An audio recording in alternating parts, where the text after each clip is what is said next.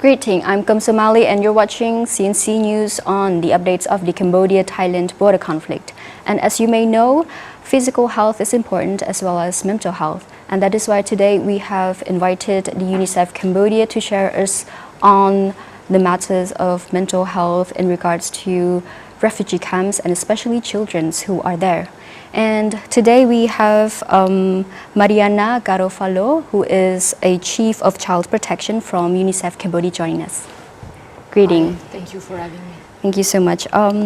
In this situation, I want you to highlight more on the key components of children who are in the displaced camps. What are they facing besides physical health and in terms of their emotions and their mental state? Thank you so much. First of all, I would like to thank you for focusing on this very important topic. Too often we consider the visible consequences of conflicts and displacement on children, but the impact of mental health and emotional health, it is often underlooked. So it is important that we look and we talk about this.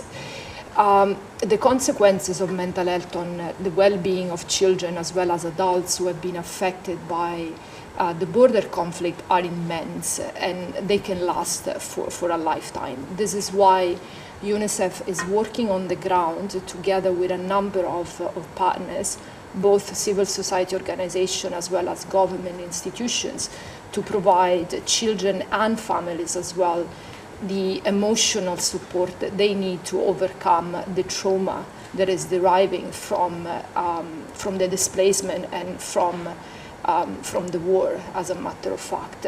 So in so doing, we are working very closely with what we call frontline workers, such as social workers on the ground, as well as with Buddhist monks and volunteers to provide immediate social mental health support, what we call psychological first aid for people. In a nutshell, what we do is we train these frontline workers on basic mental health support technique, and in response, in turn, they then provide support to families and children living in the camps, but also to those that are returning slowly from across the border. I see. So we have frontline workers who are providing psychological support to displaced families and also children. And beside this, as you may aware, that Cambodia majority of us are Buddhism. And so do you see, is there any role of Buddhism that play in helping to leverage the mental state of children and also families? Absolutely, yes. The Buddhist monks, with the support of the Minister of Culture and Religion, has been one of the main partners that we have been working with on the ground in terms of providing psychosocial support to families and children. So we have been working to train monks. I think we have reached about 90 monks in 3 provinces so far, and we have equipped them with the basic knowledge to provide such a service to people. So for example, how do you utilize relaxation technique or meditation of play-based activities to support the families that have undergone the trauma of the displacement or the separation from their normal daily life, from their normal day routine.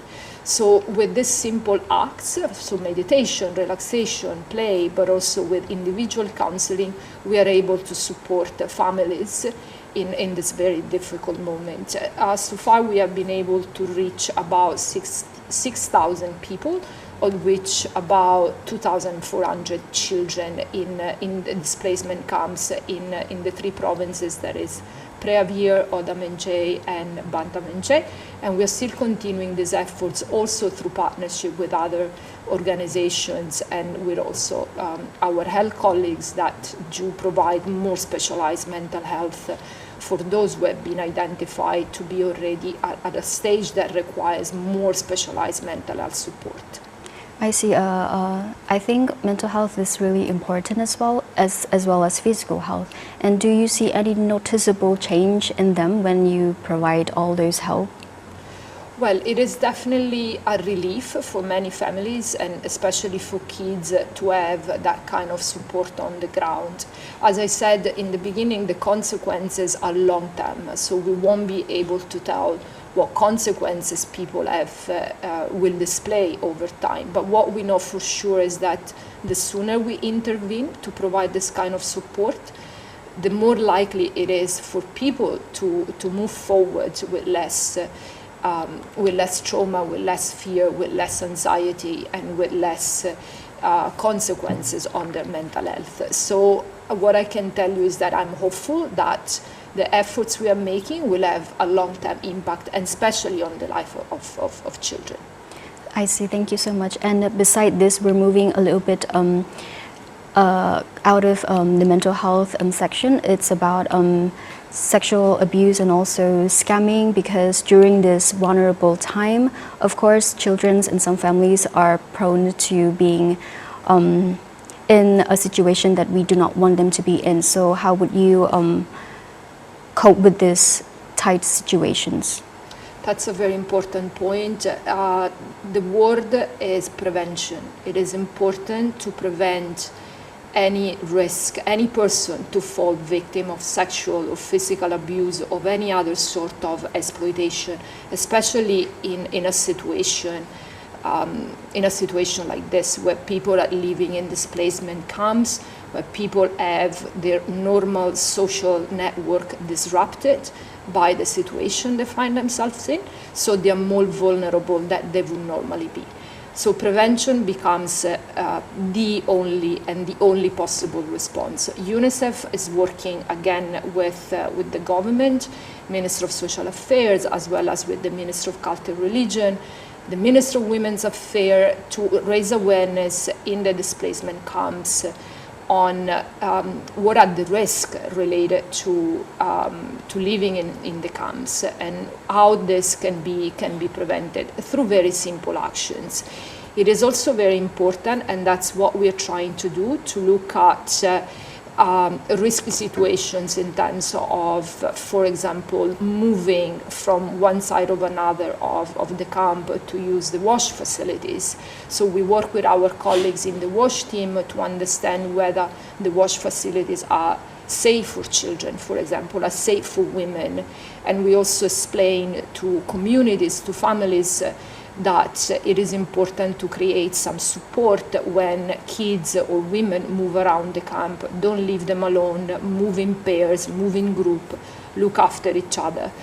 The way we are providing this information and the simple coping mechanism is basically through awareness raising campaigns, using simple communication material that could be poster, leaflets, and also outreach. Word of mouth most of the time works better than any other complicated campaign or anything. So it is important that people are aware of what risk they are facing while living in these unfortunate circumstances, and we support them to find the solutions.